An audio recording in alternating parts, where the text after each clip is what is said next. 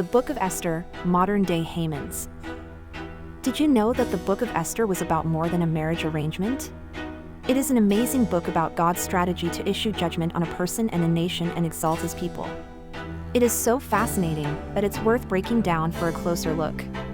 If you don't believe that God speaks through his word, then I challenge you to look at some striking similarities between this story and the unfolding political events in 2025. King Xerxes honored Haman, son of Hammedatha, the Agagite, shortly after crowning Esther as his queen. Haman was elevated and given a seat of honor higher than that of all the other nobles. All the royal officials at the king's gate knelt down and paid honor to Haman at the king's command. But Mordecai would not kneel down or pay him honor. Remember Mordecai? He raised Esther after the death of her parents. Understanding his role is critical to understanding the events that unfold with Haman moving forward. Mordecai is a Jew and, from what we can gather, reverences God. Now, back to our story. The royal officials at the king's gate asked Mordecai each day, "Why do you disobey the king's command before Haman?" When Haman himself realized that he was not be reverenced by Mordecai, he grew furious. Yet, having learned who Mordecai's people were, he disliked the idea of killing only Mordecai. Instead, Haman looked for a way to destroy all Mordecai's people, the Jews, throughout the whole kingdom of Xerxes.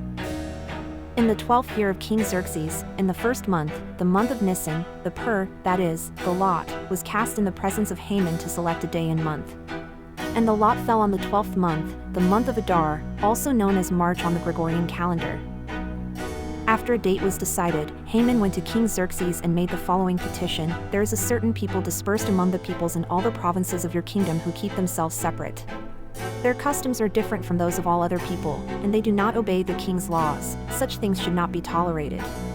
If it pleases the king, let an official order be issued to destroy them, and I will give 10,000 talents of silver to the king's administrators for the royal treasury." So you can understand the value of this proposal. The talents of silver would be equal to $200 million in 2025.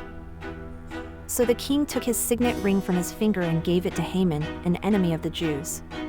"Keep the money," the king said to Haman, "and do with the people as you please." Then on the 13th day of the first month, March, the royal secretaries were summoned. They wrote out in the script of each province and in the language of each people all Haman's orders to the king's governors of the various provinces and the nobles of the various peoples.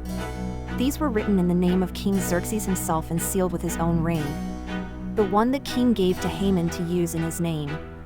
Dispatches were sent by couriers to all the king's provinces with the order to destroy, kill, and annihilate all the Jews, young and old, women and children, on a single day, the 13th day of the 12th month, the month of Adar, March, and to take all their goods for yourself.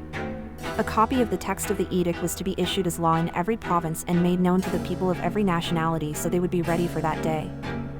The couriers went out, spurred on by the king's command, and the edict was issued in the citadel of Susa. The king and Haman sat down to drink, but the city of Susa was in shock with what they heard was to be done.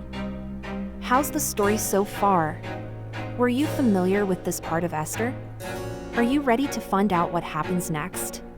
Hit the subscribe and notification bell so you are alerted for when the next chapter drops.